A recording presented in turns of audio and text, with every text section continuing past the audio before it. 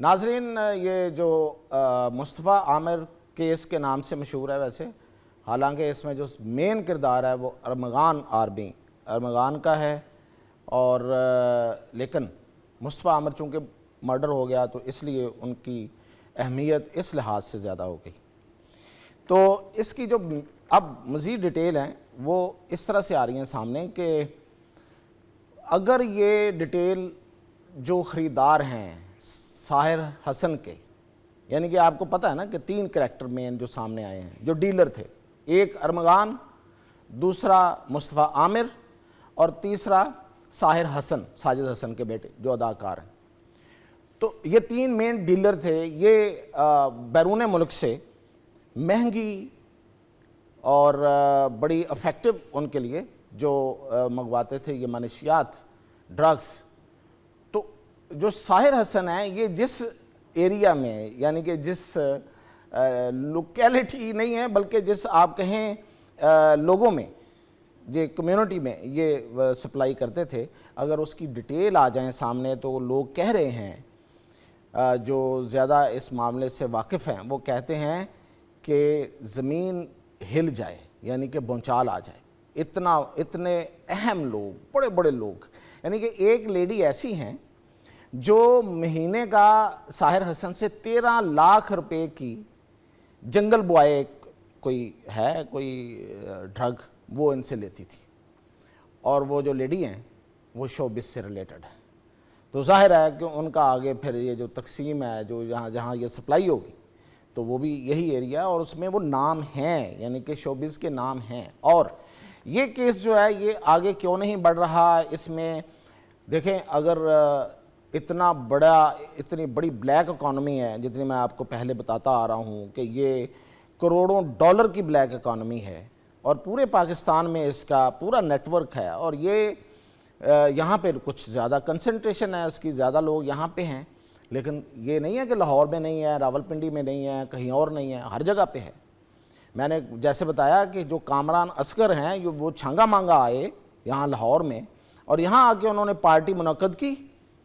اور جس طریقے سے انہوں نے پھر وہاں پہ اپنی مہارت کا مظاہرہ کیا، اور کچھ ماہرین یہاں چھوڑ گئے کہ کون سی ڈرگ جو ہے، کون سی پل جو ہے وہ کیا کام کرتی ہے اور کس طرح کرے گی اور اس کا کیا پورا طریقہ کار ہوگا، وہ یہاں لوگوں کو سکھا کے گئے ہیں، لیکچر دے کے گئے ہیں، اور وہ پورا ڈیمو دے کے گئے ہیں۔ تو اس طرح پورے پاکستان میں ہے، اور یہ لوگ جو ہیں یہ اس پہ جی آئی ٹی کیوں نہیں بن رہی؟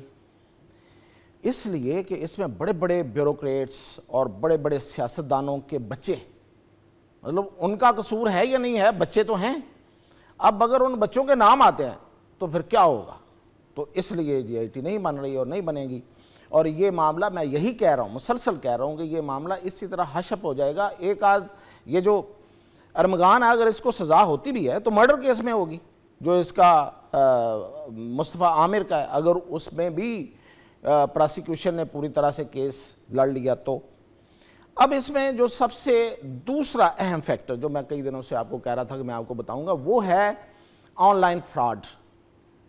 جسے لوگ کال سینٹر کہتے ہیں، اسے لوکل زبان میں ڈبہ کہتے ہیں۔ اچھا، یہ ڈبہ یہ ہوتا ہے کہ یہ لوگ، یہ جو اس طرح کے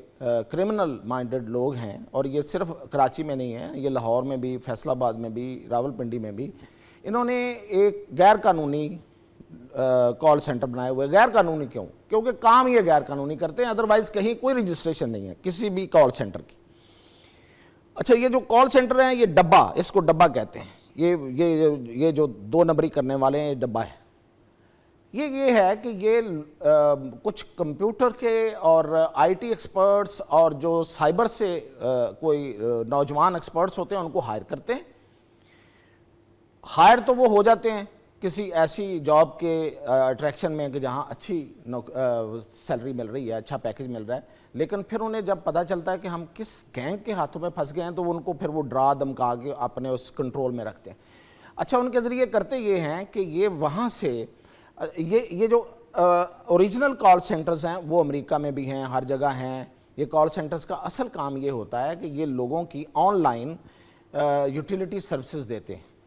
یعنی کہ آپ کا بل جمع ہونا ہے، آپ کی انشورنس ہونی ہے، آپ کی میڈیکل کی کوئی فیسلٹی ہے وہ آپ کو فراہم کرنی ہے، جتنی آن لائن سروسز ہوتی ہیں یہ سروسز पूरी दुनिया में कॉल सेंटर्स फ्राहम करते हैं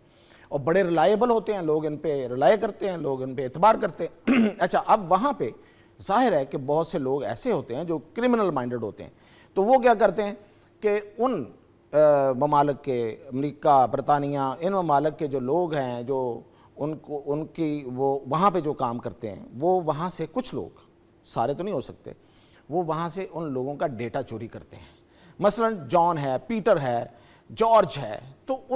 उसका वो डेटा इकट्ठा करते रहते हैं कि ये जो बंदा है ना, इसका अकाउंट नंबर ये है, इसकी अकाउंट में पैसे इतने हैं और ये ट्रांजैक्शंस इतनी होती है। अच्छा, उसको फिर बाकायदा एनालाइज किया जाता है। वो किस बिना पे किया जाता है कि ये जो जॉन है, ये 70 साल का बुढ़ा आदमी है,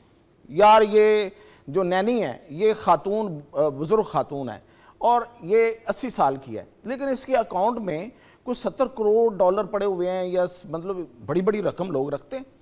और ये इसकी ट्रांजैक्शन नहीं होती तेज़ी के साथ, तो वो समझते हैं कि ये है असल प्रे, ये है हमारा शिकार। तो फिर उसका वो डेटा बेच देते हैं ब्लैक मार्केट में। वो ब्लैक मार्केट से होता हुआ पाकिस्तान और इंडिया में चला जाता है। ये इंडिया में भी हो रहा है ये काम। अच्छा, अब वो ये जहाँ पे जो डब्बे वाले बैठे हुए हैं, ये क्या करते हैं कि ये उस जॉर्ज की, उस पीटर की, उस नैनी के अकाउंट में जाते हैं, वहाँ से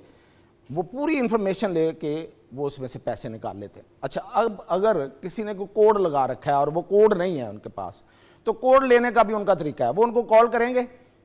डायलर मिलते हैं, इंटरनेशनल डायलर, जो डायल करते हैं नंबर, उसमें पूरी इन्फॉर्मेशन भी आ रही होती है, जिसे प्रीव्यू डायलर भी कहते हैं। बड़े जदीद डायलर आ गए, उससे कॉल करेंगे और वो ऑटोमेटेड भी होती है, वो लोग भी बिठाए होते हैं, वो उसी अंदाज में बात करते हैं। वो कहते हैं जी कि मिस्टर और मिस्टर जो भी है, you have charge your record there in Malaysia recently. तो वो अगला बंदा जो है ना, वो हैरान रह जाता है कि मैंने तो अपना चार्ज, जो अपना कार्ड है, वो कहीं पे मैंने कैश नहीं करवाया। तो वो कहते हैं नहीं मैं नहीं कराया। अच्छा, उन्होंने, आप ठहरें, आप हमारे साथ लाइन पे रहें, हम आपको बताते हैं। जो सबसे बड़ा काम जो था इसका अरमगान का, वो था डब्बा, वो था ये ऑनलाइन फ्रॉड। तो इसमें बहुत से लोग, इसलिए इनके तो लाइफस्टाइल ही और होता है। ये जो लोग जिस तरह ये जो पैसे बनाते हैं और जहाँ से ये पैसे निकालते हैं, ये तो आप तसव्वुर नहीं कर सकते ना कि ये किस लाइफस्टाइल में रहते हैं, क्योंकि इतने डॉलर आना मुफ्त में। और ये सिर्फ कोई एक केस नहीं करते, वो कई केस इसी तरह के, और अंदरूनी मुल्क भी ये फ्रॉड करते हैं, इधर भी करते हैं। यानी कि बाहर से अगर किसी ने कोई मंगवाया है, आईफोन मंगवाया, उसको कोई और फ़ोन दे दिया, फिर उसके साथ फिर लगे रहे, उसका अकाउंट नंबर भी ले लिया, उससे फ़ोन भी ले लिया, बहुत कुछ हो रहा है।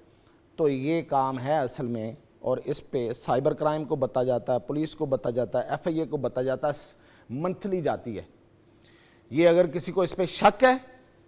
तो उसका रिकॉर्ड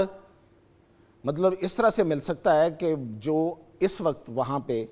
काम हो रहा है SIU में, कराची में, उनके पास ये डिटेल आ रही है कि ये कहाँ कहाँ ये पैसे भेजता था, किस किस को पैसे जाते थे। तो ये एक बंदा बोल रहा है, कितने लोग हैं, अगर उनसे पूछा जाए तो कितने लोग हैं जो आगे इससे मुस्तफ़ीद, उससे फ़ायदा उठा रहे, फ़ायदा क्या मतलब खेल रहे हैं इतने पैसों में। तो ये थी अब तक की अपडेट, और इसमें मज़ीद जो आएगी इंशाल्लाह उससे आगाह करें।